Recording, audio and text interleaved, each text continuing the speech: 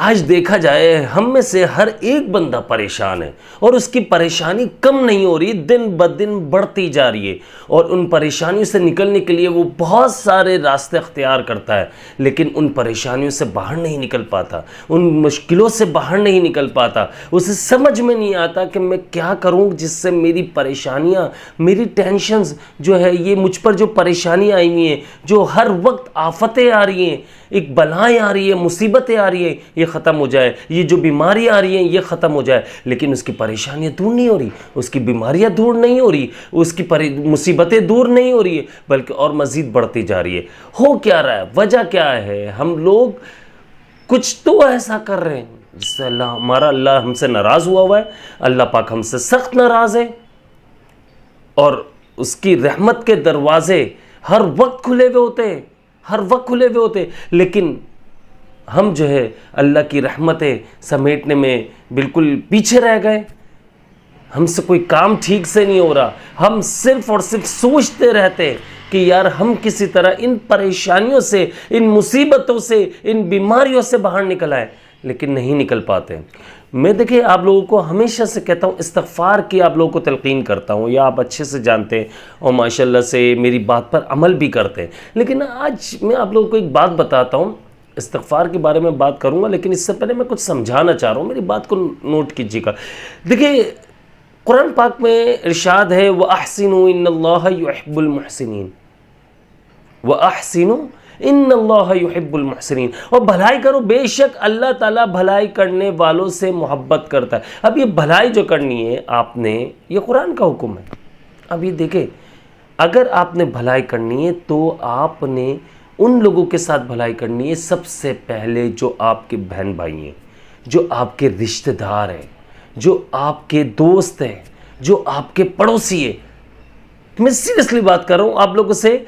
आज हम लोग जो परेशान हैं, हम सिर्फ इसलिए परेशान हैं कि हम अपनी ज़ात के बारे में सोचना शुरू कर देते हैं, अपनी ज़ात के बारे में, अपने बीवी बच्चों के बारे में सोचते हैं, ठीक है। लेकिन हम अगर देखें कि यार हमारी बहन परेशान है, छोटा भाई देख रहा है कि मेरी बड़ी बहन परेशान है, तो उसके ऊपर फ़र्ज़ हो जाता है, चाहे वो शादीशुदा है बहन, उसके ऊपर फ़र्ज़ है यार कि वो अपनी बहन की किफ़ालत, यानी अपनी बहन का ख्याल रखे, अपनी बहन की ज़रूरतों का ख्याल रखे, जितना हो सकता है वो उसके लिए करे। बाहर लोगों को देने के बजाय घर में देना चाहिए उसे। बाहर दिखावा हो रहा है, उसे मालूम है कि मैं बाहर दूंगा, चाहे वो मैं 1 लाख रुपए या 1000 रुपये देता हूँ अगर किसी को, रमज़ान का महीना या कुछ भी, किसी भी महीने की बात कर रहा हूँ, देना तो हर रोज़ हर महीने चाहिए आप लोगों को, लेकिन वो बाहर देते इसलिए हैं कि लोगों में दिखावा हो यार, लोगों से शाबाशी मिले यार, कितना गरीबों का हमदर्द है। लेकिन अल्लाह की नज़र में उस बंदे की क्या हैसियत है, अल्लाह की नज़र में उस बंदे की क्या वैल्यू है, ये कोई भी नहीं समझ पाता। देखो, अगर आप सिर्फ दिखावे के लिए कर रहे हो, आप सिर्फ एक लोगों की हमदर्दी, लोगों की शाबाशी हासिल करने के लिए सब कर रहे हो, तो कोई फ़ायदे नहीं है, कोई फ़ायदा नहीं है। आपको उसके सवाब के बजाय गुनाह ही मिलना है। आपको, आपकी बहन भूखी बैठी हुई है, आपका भाई भूखा बैठा हुआ है, या कोई भी, बड़ी बहन है तो छोटे भाई के लिए, अगर छोटे भाई है बड़ी बहन के लिए, छोटे बहन भाइयों के लिए, सबकी जिम्मेदारी है, सबकी जिम्मेदारी। अगर एक एक फैमिली का एक एक बंदा जो इस वक्त गरीब है, हर फैमिली में एक आध ऐसा होता है जो थोड़ा सा हल्का होता है, ठीक है, अगर उसकी दूसरे बहन भाई अगर उसे माली सपोर्ट देते, उसका ख्याल रखते इन चीज़ों का, एक एक बंदा एक एक छोटी छोटी चीज़ों को अगर संभाल लेता, कहता है यार ये चीज़, ये खर्चा मेरे ज़िम्मे है, मैं ये सारे खर्चात दूंगा, तो आप ये देखिए कि वो जो भाई परेशान है वो फाइनेंशियल क्राइसिस से निकल आता है। मैंने आप लोगों को जैसे कि समझाया, फिर अल्लाह की रहमतें नाजिल होती है। बात समझिएगा, मैंने अभी जैसे आपको समझाया कि अल्लाह की रहमतें नाजिल होती है, अल्लाह ताला उससे बेतहाशा मोहब्बत करता है जो दूसरों का ख्याल रखता है, जो भलाई करता है। व अहसिनु इन्नल्लाह युहिब्बुल मुहसिनीन, और जो भलाई करो, और जो शख्स भलाई करता है लोगों के साथ, अल्लाह ताला उससे मोहब्बत करता है।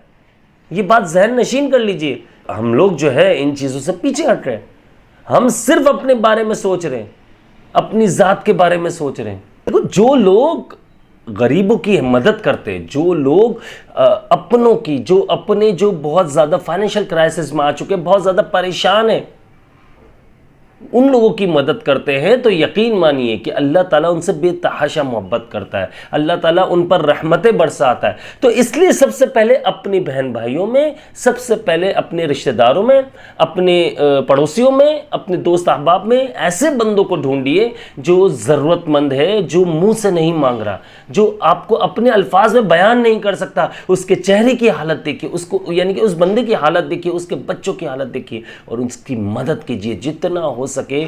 इस मदद कीजिए। यकीन कीजिए कि अगर ये रमज़ान का महीना, आप खुद सोचिए कि यार ये इसमें ईद आएगी, बच्चों के लिए भी ईद है, बड़ों के लिए भी ईद है, और गरीबों के लिए भी ईद है, और अमीरों के लिए भी ईद है। तो यार इसमें आप ज़्यादा से ज़्यादा मदद कीजिए। और बात ये आ जाती है, ये जो अशरा चल रहा है, इसमें आपने ज़्यादा से ज़्यादा इस्तिग़फ़ार करना है, इस्तिग़फ़ार करना है, अल्लाह ताला से बख्शिश करनी है। और बेहतर तरीक़ा मैं आप लोगों को बता रहा हूँ, आप लोग अगर इस्तिग़फ़ार कर रहे हैं, छोड़ा नहीं है, बहुत अच्छी बात है। इस अशरे में आपको देखिए, आपने सच्चे दिल से अल्लाह से तौबा करनी है, सच्चे दिल से अल्लाह से माफ़ी मांगनी है। आप फिर देखिएगा कि कितने फ़ायदे होने। ये जो अशरा है, ये जो 10 दिन है, इसमें आपने अल्लाहुम्मा ग़फ़िरली वरहमनी, या अल्लाह मुझे माफ़ फरमा, मेरे गुनाहों को माफ़ फरमा, मुझ पर रहम फरमा। आपने ये दुआ कसरत से यानी कि पढ़नी है, आपने इस्तिग़फ़ार करना है, हद से ज़्यादा इस्तिग़फ़ार करना है। या आप अल्लाहुम्मा ग़फ़िरली वरहमनी, अल्लाहुम्मा ग़फ़िरली वरहमनी आपने चलते फिरते पढ़ना है। और कम से कम भी ये कोशिश करो कि यार दिन में हज़ारों मरतबा पढ़ लो, हज़ारों मरतबा पढ़ लो। ये 10 दिन में कम से कम भी आप लोग एक वजीफ़े लेते हो ना बाबाओं से, बहुत सारे रूहानी आमिलों से वजीफ़े मिलते हैं हम लोगों को, और हम लोग शौक़ से कर रहे होते हैं क्योंकि हमें उसमें बेनिफिट्स चाहिए होते हैं। हमें, हम नमाज नहीं पढ़ रहे, लेकिन हम वज़ाइफ पूरे करने के लिए, हम वज़ाइफ काम कर जाए इसके लिए नमाज पढ़ रहे होते, अल्लाह माफ़ फरमाए, लेकिन नमाज वैसे नहीं पढ़ रहे होते। तो अगर मैं आप लोगों को कहता हूँ कि ये 10 दिन है, इसमें 1.25 लाख मरतबा, ये कब पहली बार मैं आज तक की पहली वीडियो में कह रहा हूँ, लेकिन ये दूसरा अशरा जो ये है मग़फ़िरत का, इसमें मैं कह रहा हूँ आप लोगों से कि आप लोगों ने अल्लाहुम्मा ग़फ़िरली वरहमनी 1.25 लाख मरतबा ये आप लोगों ने ख़त्म करना है। इसका कोशिश कीजिए इसके, और इसकी बरक़ात अपनी आँखों से देखेंगे आप, इसके फ़ायदे अपनी आंखों से देखेंगे इंशाल्लाह। इसी रमज़ान में आप लोग देखिएगा कि आपकी ज़िंदगी में वो काम जो आप लोगों के फंसे हुए थे, आप लोगों के ऊपर बीमारियां, परेशानियां, कोई भी मसले मसाइल आए, बे औलादी का मसला कुछ भी, सच्चे दिल से पढ़ना शुरू कर दो, अल्लाह के सामने रोना शुरू कर दो, गिड़गिड़ाना शुरू कर दो, और फिर जो मसले मसाइल है अपने अल्लाह रब्बुल इज़्ज़त के सामने रख दो। अल्लाहुम्मा ग़फ़िरली वरहमनी, अल्लाहुम्मा ग़फ़िरली वरहमनी, अल्लाहुम्मा ग़फ़िरली वरहमनी, ये पढ़ो और फिर अल्लाह से खूब दुआ मांगो। इसके बाद देखना कैसे बरकतें नाजिल होती हैं, कैसे रहमतें बरसती है, कैसे अल्लाह की मोहब्बत हासिल होती है, ये आप लोग सोच भी नहीं सकते। और मैं आप लोगों से फिर कहूँगा, कुरान शरीफ पढ़ना ना छोड़ना, कुरान मजीद पढ़ो, दिलों का सुकून है इसमें, दिलों का सुकून है। आप लोग कुरान मजीद पढ़ोगे, चाहे आपको पढ़ना नहीं आता, मैं कहता हूँ एक रुकू पढ़ो, अगर स्पीड नहीं है, आप कोशिश करो इस महीने में यार एक पारा पढ़ कर कुरान मजीद ख़त्म करो। पूरा रमज़ान में एक कुरान तो ख़त्म करो यार। हम मुसलमान हैं यार, बाहैसियत मुसलमान, हम मर गए तो अल्लाह को क्या मुंह दिखाएंगे। हम नमाज हम नहीं पढ़ते, इस्तिग़फ़ार हम नहीं करते, हम लोग कुरान मजीद हम नहीं पढ़ रहे, कुछ भी नहीं कर रहे, गरीबों के साथ हम बुरा सलूक हम कर रहे हैं, हम दूसरों के साथ बुरा सलूक कर रहे हैं, अपनी ज़बान से हर किसी को तकलीफ़ पहुंचा रहे हैं, आंखों से गलत चीज़ें देख रहे हैं, कानों से गलत बातें सुन रहे हैं। तो ये बताइए कि हम कहाँ के मुसलमान हैं। बेहतरीन मुसलमान तो वो है ना जिसकी ज़बान से लोगों को तकलीफ़ ना हो, जिसका किरदार बहुत अच्छा हो, जिसका इखलाक बहुत अच्छा हो। इखलाक क्या आ जाता है, ज़बान में आ जाता।